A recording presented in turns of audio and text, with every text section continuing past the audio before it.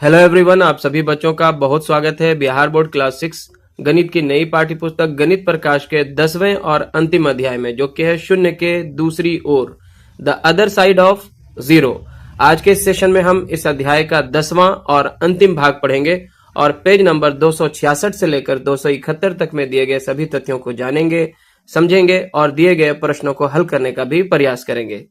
इससे पहले के सभी वीडियो लेसन, सभी चैप्टर्स के जो है पेज नंबर वाइज अवेलेबल है। आप इस वीडियो के डिस्क्रिप्शन में लिंक देख सकते हैं या फिर चैनल के प्लेलिस्ट में जाएं, वहां आपको पहले अध्याय से लेकर 10वें अध्याय तक का सभी वीडियो लेसन जो है पेज नंबर वाइज मिल जाएगा। तो आइए शुरू करते हैं आज का ये सेशन।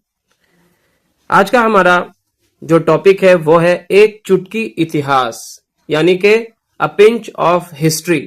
पूर्णांक यानी कि इंटीजर्स की हिस्ट्री क्या है, इसका इतिहास क्या है।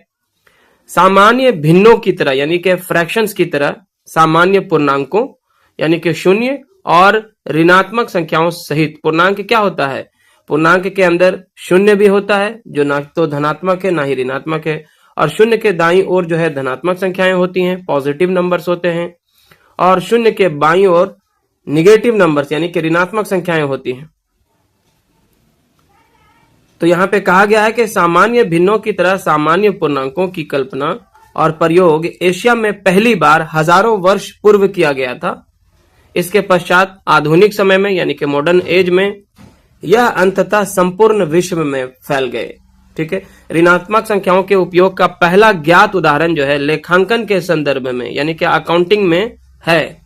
चीन के सर्वाधिक गणितीय कार्यों में से चैप्टर्स ऑन मैथमेटिकल का अध्याय 9 है। अध्याय 9 क्या है? जिनजोंग सुआंशु। ठीक है, जो प्रथम या द्वितीय शताब्दी ईस्वी तक पूरा हो गया था। इस अध्याय में धनात्मक और ऋणात्मक संख्याएं लाल एवं काली छड़ी द्वारा दर्शाई गई थीं। जिस तरह से हमने टोकन मॉडल में देखा कि पॉजिटिव नंबर्स को जो है इस तरह से हरे टोकन के साथ और नेगेटिव नंबर्स को इस तरह से लाल टोकन के साथ दिखाया गया है ना। और यहां पे क्या बताया जा रहा है कि चीन में उस समय जो पूर्णांकों को दिखाया जाता था उसमें जो है धनात्मक संख्याओं को लाल एवं ऋणात्मक संख्याओं को काली छड़ी द्वारा दर्शाई गई थी। यानी कि एक छड़ी बना दिया जाता था, लाल के लिए जो है इस तरह से छड़ी बना के ये पॉजिटिव नंबर्स को दिखाता था, है ना, और काली रेखा जो है वो नेगेटिव नंबर्स को दिखाता था इस तरह से। ठीक है, ठीक उसी तरह जैसे हमने उन्हें लाल और हरे टोकन का उपयोग करके दर्शाया था टोकन मॉडल में। ठीक है, प्राचीन काल में भारत में भी लेखांकन यानी कि अकाउंटिंग की संस्कृति अत्यंत व्यापक थी। कौटिल्य ने अपने अर्थशास्त्र यानी कि इकोनॉमिक्स में लगभग 300 ईसा पूर्व जमा यानी कि क्रेडिट और निकासी यानी कि डेबिट की अवधारणा के बारे में विस्तार से लिखा था। इसमें यह मान्यता भी सम्मिलित थी कि खाता शेष ऋणात्मक हो सकता है। जैसा कि हमने अन्य स्थानों पर पूर्णांकों के योग में बैंकिंग सेक्टर के बारे में पढ़ा था, है ना, कि अकाउंट जो है कभी कभी माइनस में भी चला जाता है। तो यहाँ पे भी जो कौटिल्य का अर्थशास्त्र है उसमें भी ये बात लिखी हुई थी कि खाता का जो शेष है यानी कि जो बैलेंस है ऋणात्मक यानी नेगेटिव हो सकता है। लेखांकन के संदर्भ में ऋणात्मक संख्याओं का स्पष्ट उपयोग कई प्राचीन भारतीय कार्यों में देखा जाता है, जिसमें से वर्ष 300 ईस्वी के आसपास की बख्शाली पांडुलिपि भी सम्मिलित है। ठीक है, इस पांडुलिपि में ऋणात्मक संख्या को एक विशेष प्रतीक का उपयोग करके संख्या के पश्चात रखा जाता था। जिस तरह से अभी जो है हम लोग प्लस वाले संख्या को +1 को इस तरह से लिखते हैं, -1 को इस तरह से लिखते हैं, लेकिन उस वहां पे क्या होता था? उल्टा होता था। मान लिया 1 लिख करके प्लस साइन या जो भी उसका चिन्ह होता था उसको संख्या लिखने के बाद लिखा जाता था, 1 के बाद माइनस इस तरह से लिखा जाता था, समझिए तो। ठीक है, ना कि संख्या से पहले जैसा कि हम वर्तमान समय में करते हैं। ब्रह्मगुप्त ने 628 ईस्वी में अपनी पुस्तक ब्रह्मस्फुट सिद्धांत में पहली बार धनात्मक संख्याओं, ऋणात्मक संख्याओं और शून्य का प्रयोग एक समान रूप में जमा यानी कि एडिशन, जोड़ जिसको कहते हैं, घटा यानी कि घटाव, सब्सट्रैक्शन, गुणन यानी कि मल्टीप्लीकेशन और विभाजन यानी कि डिवीजन के लिए भी किया। ब्रह्मगुप्त ने स्पष्ट रूप से धनात्मक, ऋणात्मक और शून्य के लिए कई आवश्यक नियम दिए। इन नियमों ने आधुनिक गणित हेतु मार्ग प्रशस्त किया, जिसे हम वर्तमान समय में प्रयोग में ला रहे हैं। ब्रह्मगुप्त के धनात्मक संख्याओं, ऋणात्मक संख्याओं तथा शून्य के जोड़ने एवं घटाने के कुछ मुख्य नियमों का वर्णन निम्नलिखित है। तो इसे आप ध्यान से देखें, इससे आपको पूर्णांक को समझने में काफी आसानी होगी। ब्रह्मगुप्त के योग के लिए नियम यानी कि जोड़ का जो नियम है, ब्रह्मस्फुट सिद्धांत 1830 628 ईस्वी। ठीक है, पहला है कि दो धनात्मक का योग धनात्मक होता है। यहाँ पे दो धनात्मक संख्याएं हैं, एक है 2 और एक है 3। 2 और 3 दोनों ही धनात्मक संख्याएं हैं। इन दोनों को जोड़ने पर हमें 5 मिलता है, जो कि एक धनात्मक संख्या है। अतः हम कह सकते हैं कि दो धनात्मक का योग धनात्मक ही होता है।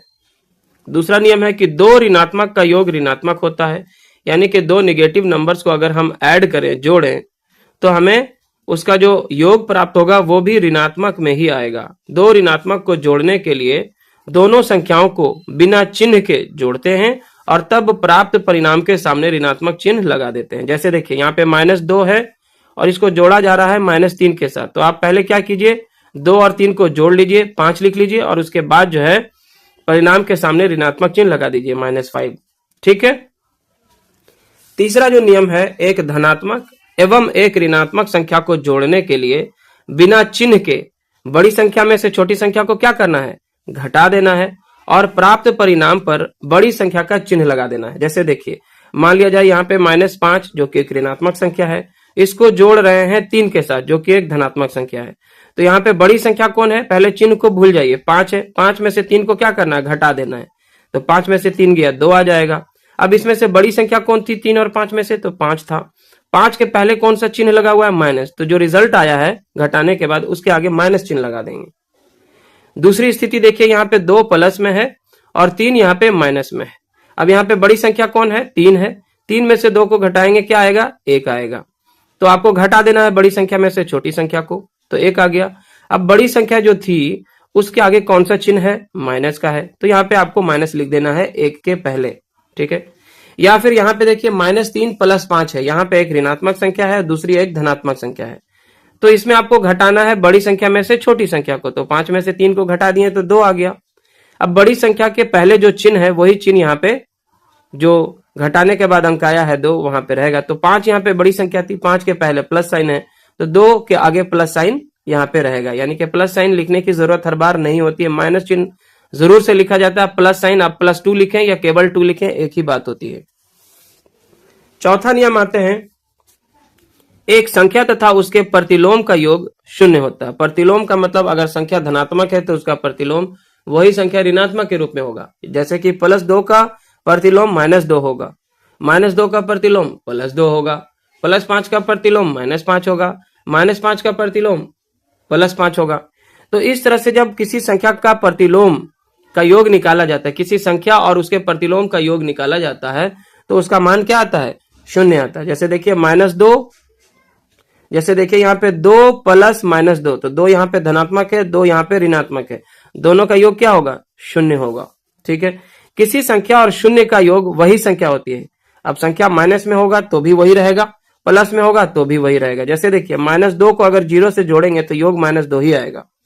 या फिर यहाँ पे 2 + 0 होता तो भी 2 ही आता, 0 और 0 को जोड़ने पे 0 ही आता है।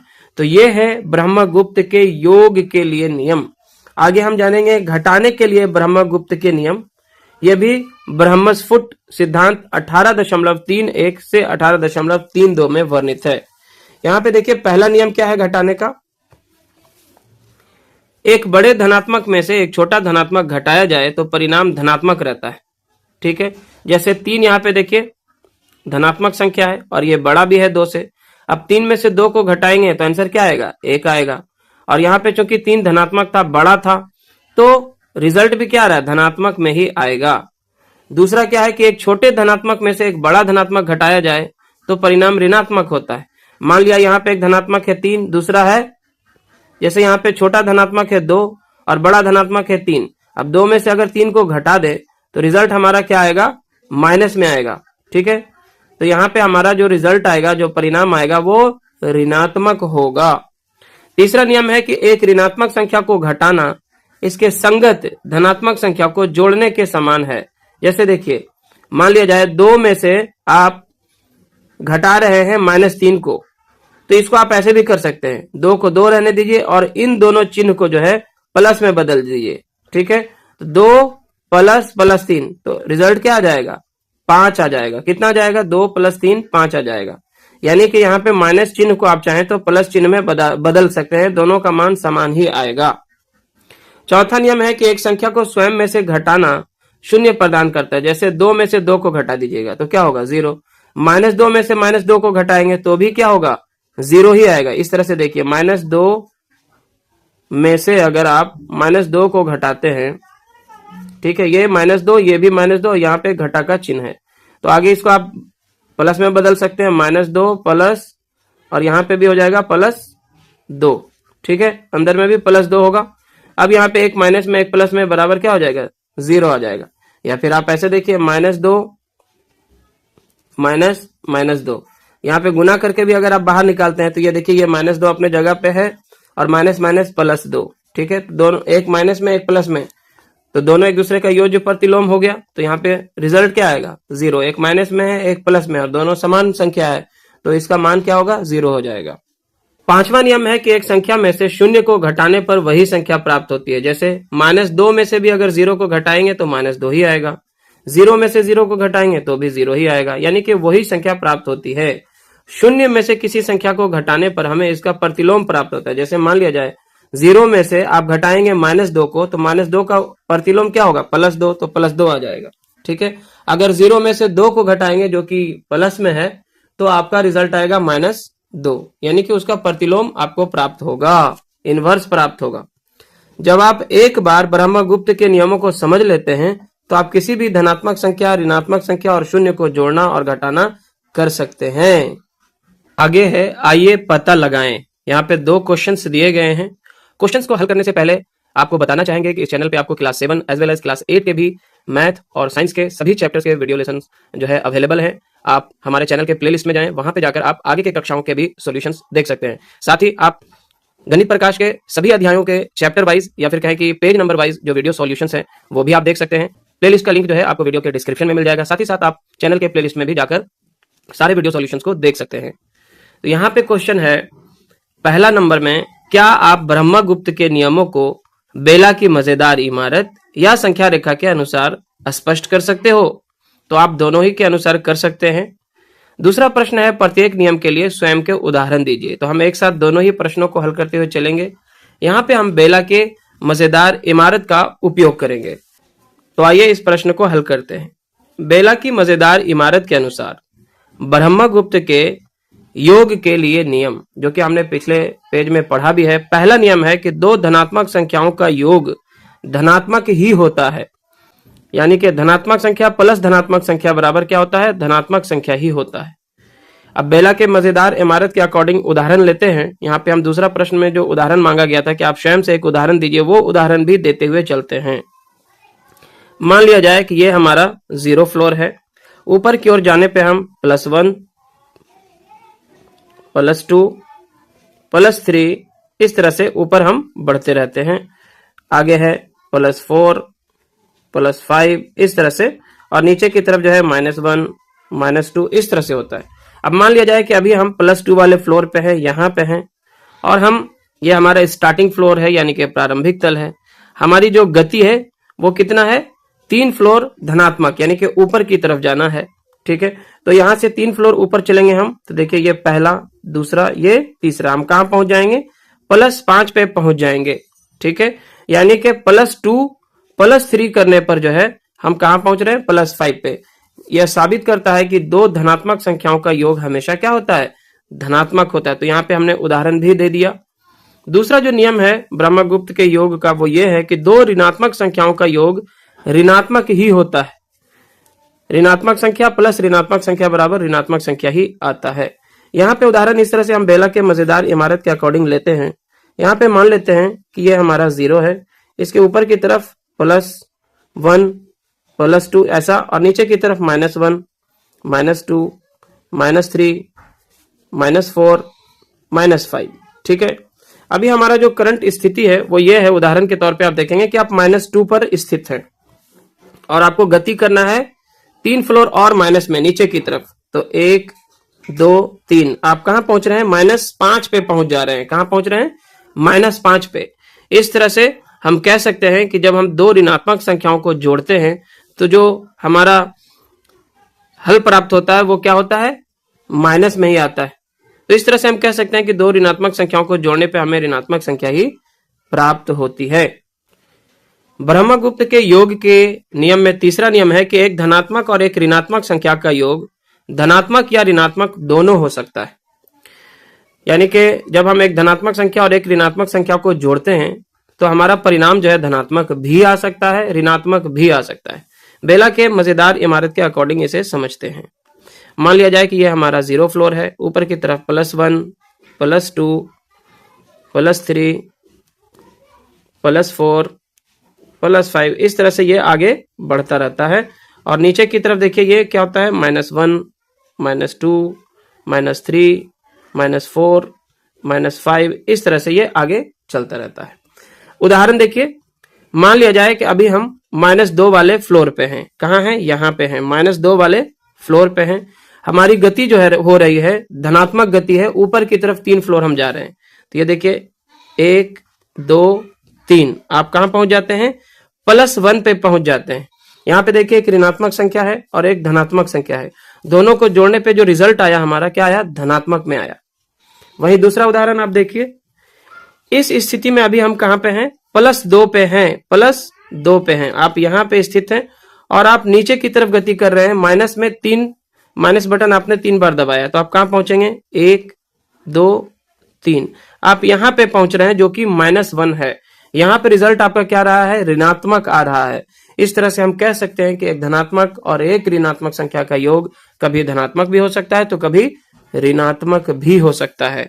चौथा नियम जो है ब्रह्मगुप्त के योग का वो ये है कि एक संख्या तथा उसके प्रतिलोम, प्रतिलोम आप जानते हैं इनवर्स, किसी संख्या का प्रतिलोम क्या होता है? उसी संख्या का नेगेटिव फॉर्म। किसी संख्या का प्रतिलोम क्या होता है? अगर धनात्मक संख्या है तो उसका प्रतिलोम ऋणात्मक होता है और ऋणात्मक संख्या है तो उसका प्रतिलोम धनात्मक होता है। वही संख्या होती है। +3 का -3, -3 का +3 होता है। तो नियम क्या है कि एक संख्या तथा उसके प्रतिलोम का योग हमेशा क्या आता है? 0 आता है। मान लिया जाए कि आप +3 को जोड़ेंगे किससे? -3 के साथ में, तो आप कहां पहुंचेंगे? 0 पे पहुंच जाएंगे। जैसे देखिए यहाँ पे ये बेला की मजेदार इमारत है। यहाँ पे है 0, यहाँ पे है +1, यहाँ पे है +2, यहाँ पे है +3, नीचे की तरफ -1, -2, -3, इस तरह से रहता है। मान लिया जाए कि आप तीसरे फ्लोर पे हैं और आप 3 फ्लोर नीचे आ रहे हैं तो 1, 2, 3, आप कहां पहुंच जाएंगे? 0 पे पहुंच जाएंगे। तो यह साबित करता है कि किसी संख्या को जब हम उसके प्रतिलोम के साथ जोड़ते हैं तो योगफल क्या आता है? 0 आता है। पांचवा नियम है कि किसी संख्या और 0 का योग वही संख्या होती है। यानी कि किसी भी संख्या में अगर आप 0 को जोड़ते हैं तो उसमें कोई फर्क नहीं पड़ता है, वही संख्या योगफल के रूप में आ जाती है। जैसे -2 में अगर आप 0 को जोड़िएगा तो -2 ही पे रहेंगे आप। ठीक है, +3 में अगर 0 को जोड़ेंगे तो +3 ही आएगा। 0 में 0 को जोड़ेंगे तो 0 ही आएगा। मान लिया जाए कि बेला की मजेदार इमारत के अकॉर्डिंग अगर आप देखें कि आप यहाँ पे ये 0 है, ये -1 है, ये -2 है, आप यहाँ पे हैं और आप यहीं पे खड़े हैं, मतलब आपने कोई न प्लस बटन दबाया है न माइनस बटन दबाया, तो आप यहीं पे रहोगे, आगे नहीं बढ़ पाओगे। यानी कि वही संख्या आपको जो है प्राप्त हो जाएगी। आगे है घटाने के लिए ब्रह्मगुप्त के नियम। एक बड़े धनात्मक संख्या में से एक छोटा धनात्मक संख्या घटाने पर परिणाम हमेशा धनात्मक रहता है। यानी कि एक धनात्मक संख्या जो बड़ी है उसमें से धनात्मक किसी छोटी संख्या को घटाएंगे तो रिजल्ट हमेशा क्या आएगा? धनात्मक में आएगा। देखिए आप +8 पे हैं, आप उसमें से +3 को घटा रहे हैं तो आप कहां पहुंच रहे हैं? +5 पे। ये देखिए +8 8 रह जाएगा और ये माइनस प्लस -3 हो जाएगा। 8 में से 3 गया 5। आप इसे बेला के मजेदार इमारत के अकॉर्डिंग भी समझ सकते हैं। मान लिया जाए यहाँ पे हमें थोड़ा बड़ा करके बनाना पड़ेगा, 8 तक की संख्या लिखनी पड़ेगी हमें। ये 0 है, 1, 2 प्लस नहीं लिख रहा हूं, 3, 4, 5, 6, 7 और ये 8। आप 8 पे हैं, ठीक है, यहाँ पे हैं और आप 3 फ्लोर नीचे जा रहे हैं तो 1, 2, 3 कहां पहुंचेंगे? 5 पे पहुंचेंगे। तो ये धनात्मक ही है।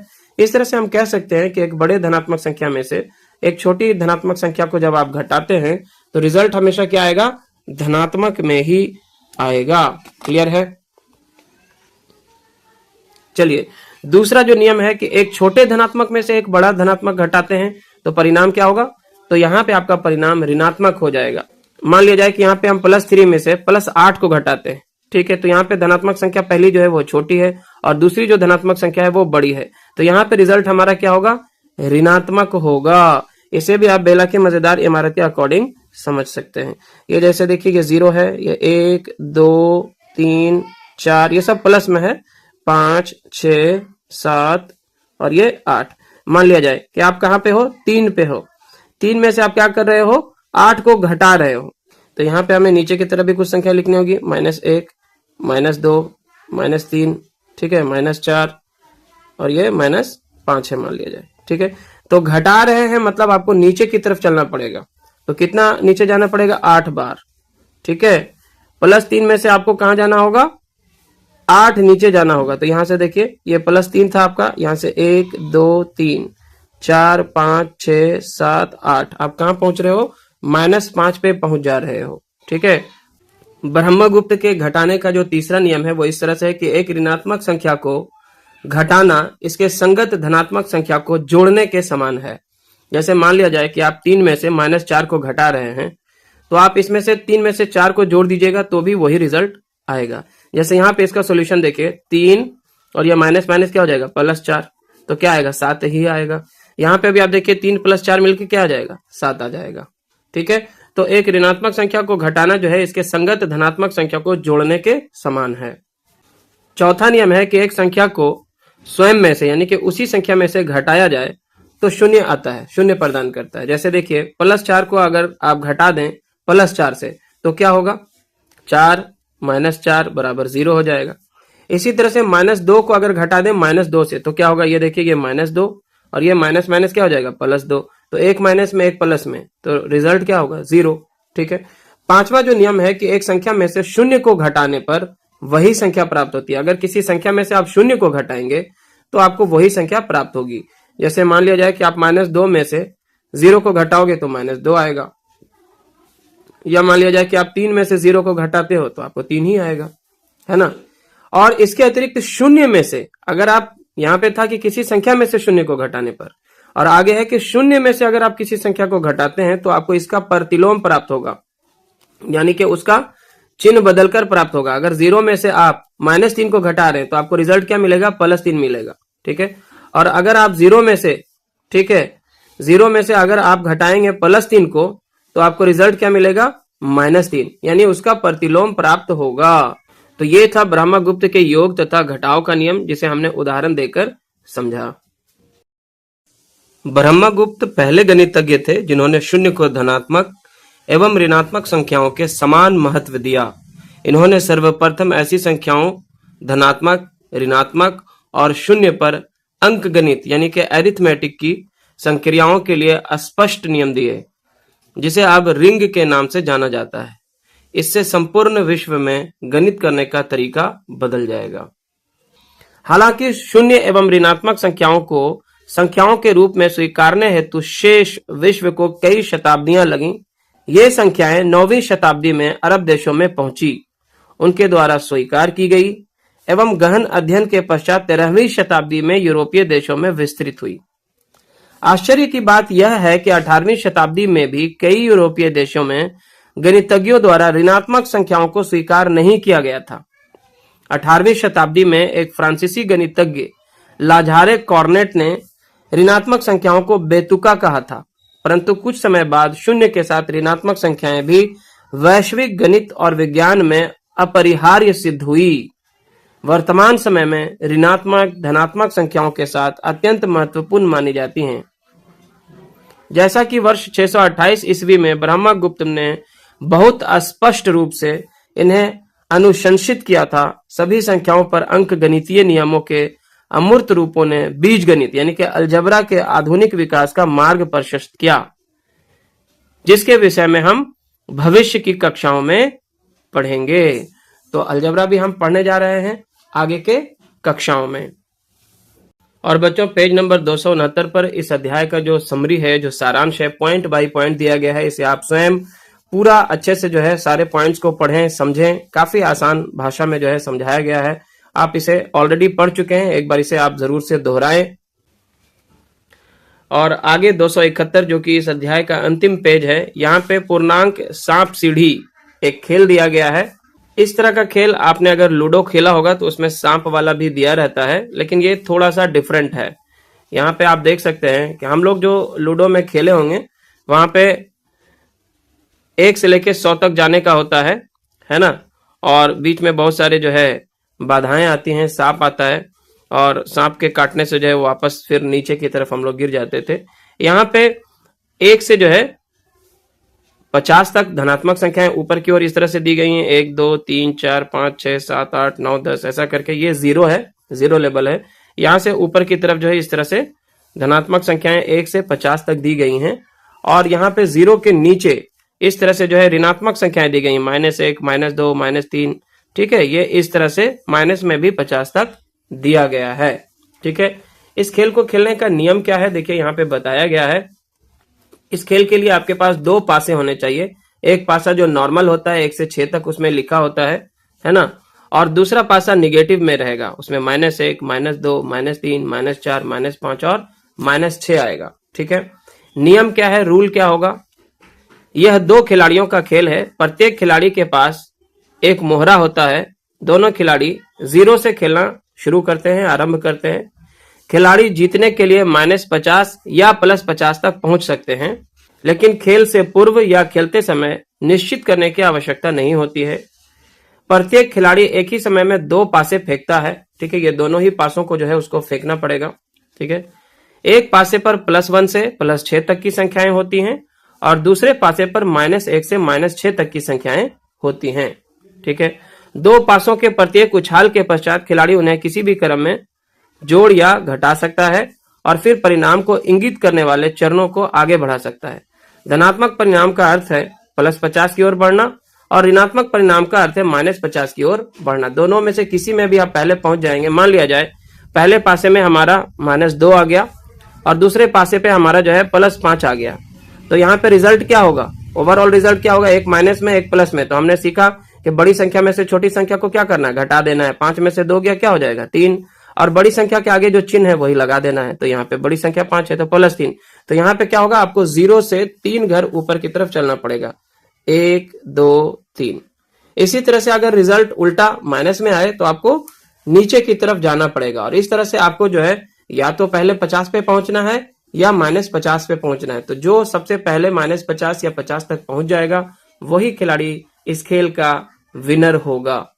तो इस तरह से बच्चों हमने गणित प्रकाश के सभी अध्यायों को यहाँ पे सफलतापूर्वक कंप्लीट कर लिया है। आप सभी का बहुत धन्यवाद कि आपने जो है हमारे सारे वीडियो लेसन्स को देखा, हमें सपोर्ट किया।